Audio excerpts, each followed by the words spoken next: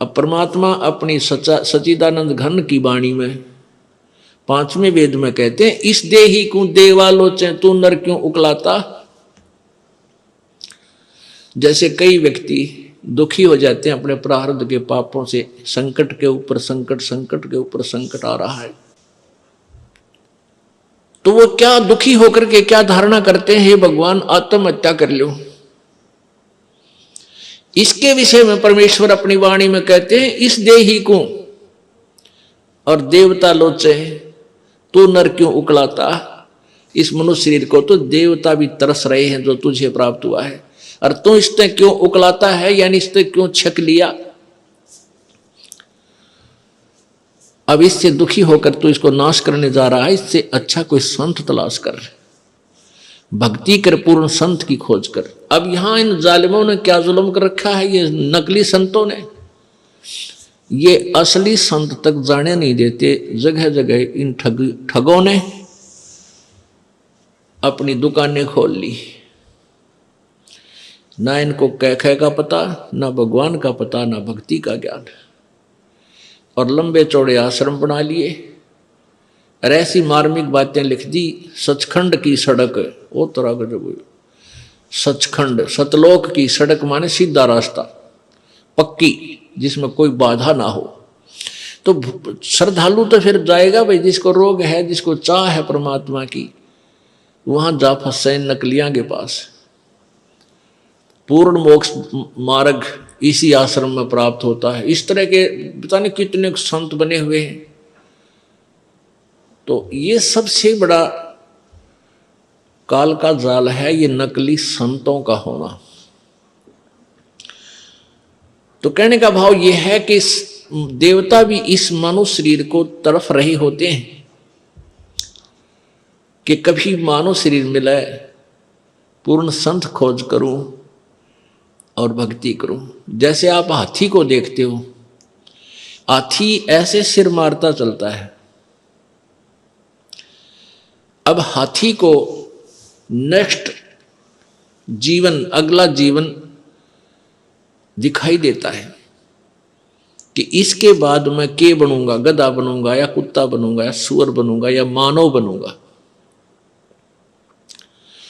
तो सिर मारता चलता है। किस समय सिर मारता है? जब वो पकड़ दिया जाता है, जब वो किसी मनुष्य के काबू आ जाता है, उसके ऊपर बैठ के इतना लंबा छुरा लेकर, अंकुश लेकर बैठ जाता है, उसका सीधा ठोकर जट बकवाद करता है, तो तब वो सिर मारता चलता है। नो खड़ा खड़ा भी सिर मारता रहता है। अब वो ये सोचता है वह बड़ा फंसा, बहुत फंसा मैं, और जय इब का मनुष्य शरीर मिल गया तो पूर्ण संत की, पूर्ण परमात्मा की भक्ति करूंगा। पूर्ण संत की खोज करके और सही भक्ति करके अपना पीछा छुड़वाऊंगा। अब परमात्मा यहां क्या बताना चाहते हैं कि जो कुंजर सिर धुनत है, अगला जन्म सुझंत, इब कहेल नर करत सेव पूरे संत। हाथी मन में सोच रहा होता है कि यदि अब की बार मनुष्य जीवन मुझे मिल गया तो पूरे संत की खोज करूंगा। अब परमात्मा फिर उसके ऊपर एक और कहते हैं कि हाथी अर्थात ये आत्मा मन के संयोग से इतनी ढीठ होगी। हाथी के विषय में कहते हैं कि हाथी तभी तक सिर पटक रहा है, धुन रहा है, जब तक यो बंद में आ गया और मनमानी इसको मस्ती नहीं कर पा रहा। इसलिए ये भगवान याद कर रहा है और ईब छोड़ दे इसने। अब इसको खोल दे यहां से और जंगल की तरफ कर दे। कति भगवान याद ना करे, उड़ा खावा केड़े के पेड़ा नर मार मस्तिर फुर फुर नावर ठाठ करे, नरी को बिद करे, कति सर नहीं धोने ना इसका याद आवा भगवान, हालांकि इसको पता भी है। तो इसलिए परमात्मा कहते हैं भाई, इस परमात्मा के तत्व ज्ञान के बिना ये प्राणी ना तो भक्ति कर सकता और ना ही अपने इस मानव जीवन को ठीक ढंग से जी सकता। इसमें कोरी को बद करेगा। थोड़ा सा कोई राजपद प्राप्त हो गया, कोई बड़ा सा अधिकारी बन गया तो धरती तोलन न हो जा।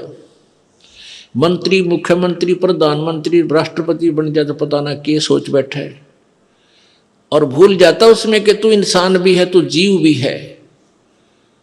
तो ये जो चौंध लावा है, ये काल लगावा है, ये भूल जो डालता है, ये काल लगाता है कि ताकि ये नरे कर्म फोड़ ले अपने और पापों की गठड़ी बांध ले। क्योंकि अच्छी आत्माएं पूर्व जन्म की होती हैं, वो ही कोई उच्च पद, अच्छा धन प्राप्त करती हैं। तो वो अच्छी आत्माओं से नरे पाप करवा कर उनको नीच आत्मा बनवा देगा। और जो दुखी हैं, वह तो पिछले जो गरीब हैं, रोगी कोडी हैं, वो तो पिछले जन्म के पहले ही पाप नरे इकट्ठे कर रखे। तो पुण्यात्माओं, तत्व ज्ञान से हमें ये जानकारी होगी कि पूर्ण संत हमें मिला है, उनसे हम भक्ति लेकर साधना, सत साधना करें और मर्यादा में रहेंगे तो हमारे पाप कर्मों से आने वाले प्रारब्ध के जो कष्ट हैं वो पाप भी कट के हमें सुख होगा। यानी आप पर आने वाली आपदाएं, संकट भी दूर होंगे, आप निर्धन भी नहीं रहोगे, आप धनी बन जाओगे। एक तो आप यहाँ के भौतिक सुख के, भौतिक धन के धनी बनोगे और आध्यात्मिक धन के भी आप धनी बनोगे। आप दोनों ही धनी इस परमात्मा की सत्य साधना से। कौन से परमात्मा की? उस पूर्ण ब्रह्म की। गीता जी अध्याय नंबर 15 के श्लोक नंबर 1 से 4 तक ये बताया गया है कि ये संसार रूपी एक उल्टा लटका हुआ वृक्ष जानो, और वृक्ष की ऊपर को जड़े मानो, ऊपर अर्श कुर्श पर, अर्श माने आसमान पर, कुर्श माने उसके कॉर्नर पर, आखिरी छोर पर, अर्श कुर्श पर श्वेत गुमज है। और जहां परमेश्वर का डेरा, जहां कबीर परमात्मा का डेरा स्थान सतलोक है, अरस यानी आसमान के अंतिम छोर पर, ऊपर में, कति चोटी में, सुन शिखर में, तो वहां परमात्मा रहता है सतलोक में। तो ऊपर को तो जड़ है, यानी वहां से तो सबकी उत्पत्ति हुई है, वहीं से ब्रह्म की उत्पत्ति, जो 21 ब्रह्मांड का मालिक है, ब्रह्मा विष्णु महेश का पिता है, जिसको काल ज्योति निरंजन भी कहते हैं, काल ब्रह्म भी बोलते हैं। और वहीं से परब्रह्म जो 7 संग ब्रह्मांड का स्वामी है, उसकी उत्पत्ति हुई है। अर्थात वो जड़ है, वो मूल है, मुख्य है, सबकी, सभी प्राणियों और सभी ब्रह्मांडों का रचनहार वही है। तो वो ऊपर को जड़ वाला, तो ये आदि पुरुष परमेश्वर यानी पूर्ण ब्रह्म रूपी तो जड़ समझो इस संसार रूपी वृक्ष की, और नीचे को ये तीनों गुण रूपी शाखा, रजगुण ब्रह्मा, सतगुण विष्णु, तमगुण शिव जी, ये शाखाएं हैं। बीच के जो और भाग हैं उनको काल ब्रह्म ने नहीं बोला गीता में। उसके लिए गीता जी अध्याय नंबर 4 के श्लोक नंबर 34 में बताया है कि वो तत्व ज्ञान जो अध्याय नंबर 4 के श्लोक 32 में जिसके विषय में लिखा है कि सच्चिदानंद घन की वाणी में वो लिखा हुआ है, विस्तार से कहा, उस तत्व ज्ञान को यानी कंप्लीट नॉलेज, उस पूर्ण संपूर्ण ज्ञान को किसी तत्वदर्शी संत से जाकर पूछ। उनको दंडोत प्रणाम करने से, कपट छोड़कर उनसे प्रसन्न करने से वो तत्वदर्शी संत तुझे उस परमात्म तत्व की, यानी और परमात्मा गीता ज्ञान दाता से कोई भिन्न है, उस पूर्ण ब्रह्म के बारे में जानकारी देंगे। उस तत्वदर्शी संत की पहचान बताई है 15वें अध्याय के प्रथम श्लोक में। उसमें बताया कि ऊपर को जड़ वाला, नीचे को तीनों गुण रूपी शाखा वाला, ये जो संसार रूपी वृक्ष के सारे पार्ट, सभी विभाग, जड़ कौन परमात्मा है, और तना कौन प्रभु है, डार कौन प्रभु है, और शाखा कौन है, ये विस्तार से जो जानकारी देगा स वेदवित, वह वेद के तात्पर्य को जानने वाला है, अर्थात वो तत्वदर्शी संत है।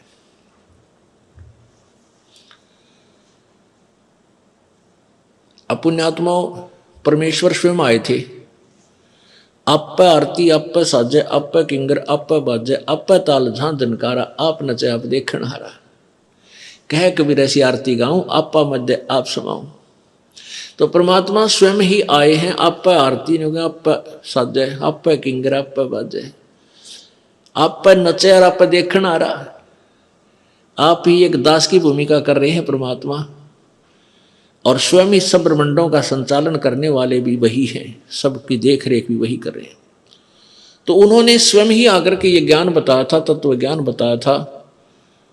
उसमें वो क्या ज्ञान बताया था कि अक्षर पुरुष एक पेड़ है, निरंजनवा की डार, और तीनों देवा शाखा है, ये पात रूप संसार। उस परमेश्वर ने ही डिटेल बताई सारी। जड़ तो वो खुद मालिक है ही, उससे अलग बता रहा है कि जैसे पेड़ आपको बाहर नजर आता है पृथ्वी से, तुरंत वो मोटा जो हिस्सा होता है वो तना है। ये संसार रूपी वृक्ष का जो 7 संग ब्रह्मांड का जो अक्षेत्र है, उसका मालिक है, उसको तो समझो तना है, और वो है परब्रह्म यानी अक्षर पुरुष। उससे फिर आगे मान लीजिए तना का एक डार निकलती है मोटी, उसको समझो ये क्षर पुरुष, अक्षर यानी सर पुरुष यानी ब्रह्म ज्योति निरंजन कहो, इसे काल कहो। और उस डार के फिर 3 शाखा हैं, ये रजगुण ब्रह्मा, सतगुण विष्णु, तम गुण शिवजी रूपी शाखा, और फिर पात रूप संसार। इस विस्तार से जो बताएगा स वेदवित, वो तत्वदर्शी संत है। तो तत्वदर्शी संत की खोज करने के बाद उस परम पद परमेश्वर की खोज करनी चाहिए। जब तत्वदर्शी संत आपको मिल जाए, उसके पश्चात गीता जी अध्याय नंबर 15 के श्लोक 4 में कहा है कि तत्पश्चात परमात्मा के, उस परमेश्वर के उस परम पद की खोज करनी चाहिए, जहां जाने के बाद फिर संसार में लौटकर प्राणी कभी नहीं आता। और जिसने सारे ब्रह्मांडों की रचना की है, जिस भगवान ने, और गीता ज्ञानदाता कहता मैं भी उसी की शरण में हूं, उसी की भक्ति करनी चाहिए। गीता जी अध्याय नंबर 18 के श्लोक नंबर 62 में कहा कि अर्जुन तू सर्वभाव से उस परमेश्वर की शरण में जा, जिसकी कृपा से तू परम शांति और शाश्वत स्थान अर्थात सनातन परम धाम को यानी सत्यलोक को प्राप्त होगा। वहां जाने के बाद फिर कभी जन्म मृत्यु नहीं होगी। वहां जाने के बाद प्राणी कभी लौटकर संसार में नहीं आते। 15वें अध्याय के 4थे श्लोक में स्पष्ट किया है। और इन 3 प्रभुओं के विषय में गीता जी अध्याय नंबर 15 के 16 और 17 श्लोक में स्पष्ट किया है। एक क्षर पुरुष, एक अक्षर पुरुष, यानी एक ब्रह्म, एक परब्रह्म, और ये दोनों ही नाशवान हैं। इनके लोगों के प्राणियों का भी सतुल शरीर नाशवान ही है, और जीवात्मा सबकी वो तो अमर है ही, गधे की भी है, कुत्ते की भी है। फिर 17वें श्लोक में 15वें अध्याय के गीता जी में कहा है कि उत्तम पुरुष है, पुरुष माने प्रभु, उत्तम पुरुष है तो अन्य परमात्मा इति उदाहरते हैं। और ये लोग तरनम आविश्य विभर्ति आवे ईश्वर है, कति स्पष्ट कर दिया है कि जो उत्तम पुरुष, पुरुष माने प्रभु, उत्तम माने श्रेष्ठ यानी सही भगवान, तो इन ऊपरलों से और ही ऊपर वर्णित 16वें श्लोक में वर्णित भगवानों अक्षर पुरुष, क्षर पुरुष और अक्षर पुरुष से कोई और ही है, और वही परमात्मा इति उदाहरते उसको भगवान कहा जाता है। और वही लोक तरम आविश्य विभर्ति, तीनों लोकों में प्रवेश करके सबका धारण पोषण करता है, वो अवय ईश्वर है। अवय माने अविनाशी, वो वास्तव में अविनाशी परमात्मा है। तो पुण्यात्मा हमने उस परमात्मा की भक्ति करनी है। उसकी भक्ति करने से हम पाप जो हमारे प्रारब्ध में दुख हैं उनसे भी छुटकारा होगा। हमारे जो प्रारब्ध में दुख हैं उनसे भी हमारा छुटकारा होगा, क्योंकि मासा घटे न तिल बधै, वेद न लिखे जो लेख, सच्चा सतगुरु मेट करे, ऊपर मारे मेखे। कहते हैं मासा घटे न तिल बधै, वेद न लिखे जो लेख।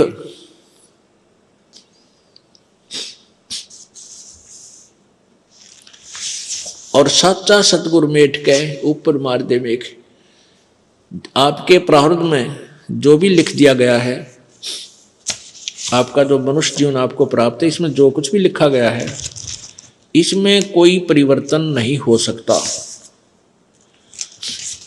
मासा घटे न चल बधै, वेदना लिखे जो लेख। जो परमात्मा ने आपके भाग्य में लिख दिया उसमें कोई परिवर्तन नहीं हो सकता। कब तक? जब तक आप पूर्ण परमात्मा की भक्ति नहीं करोगे, परम संत की खोज नहीं करोगे, तब तक आपका प्रारब्ध का दुख, आपका संकट निवारण नहीं हो सकता। तो उसके लिए आपने संत की खोज करनी पड़ेगी, परम संत की। और परम संत हमें मिलेगा तभी हमारा छुटकारा होगा। पुण्यात्माओं,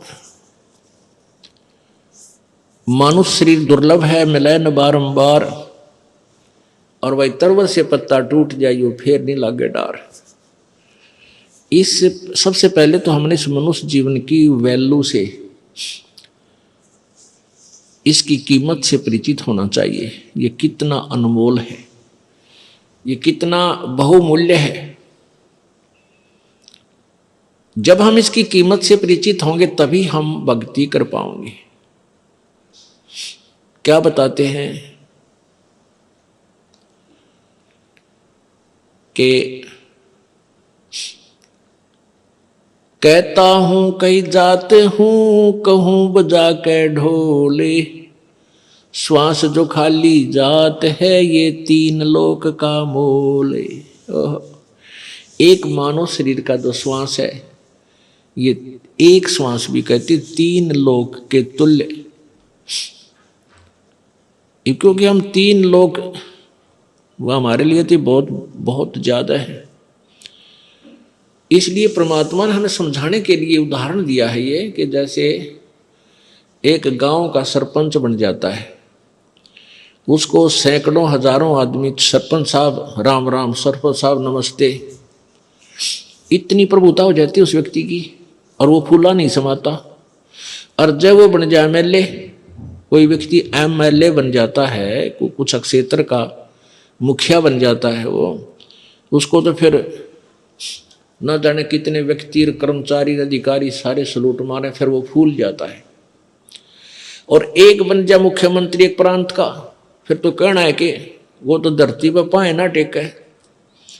और बन जाओ प्रधानमंत्री एक टुकड़े का, एक देश का, छोटे से का या बड़े का, तो उसके माइंड की सोच है, वो तो सातवें आसमान पर घूमता है। फिर वो अपने आप को जीव नहीं समझता, क्योंकि उसके शब्द में, उसके वचन से ही ना जाने सबके में हिलता नजर आता है उसको। तो परमात्मा कहते हैं अगर पृथ्वी का एक राजा हो तो वो, उसकी कितनी प्रभुता होगी, उसके दिमाग में क्या सोच होगी, और उसकी कितनी वो अपनी वैल्यू समझता है। और ऐसे ऐसे पृथ्वी लोक, स्वर्ग लोक और पाताल लोक, इन तीनों का, तीनों की कीमत आप लगाओ कितनी होगी। और परमात्मा कहते हैं तुम्हारा मनुष्य जीवन का एक श्वास जब भक्ति बिना जाता है, सच्चे साधना बिना जाता है, तो इतनी कीमत है इसे एक श्वास के सिमरण की। अब इस कीमत को, इस मूल्य को केवल आप ही लगा सकोगे, अन्य व्यक्ति नहीं। क्योंकि आप सत्संग में आने से ये जौहरी बनोगे, लाल की परख करने लगोगे, तब आपको इसकी कीमत का अलग से पहचान होगी, तुरंत महसूस होगी। खास सत्य बात है।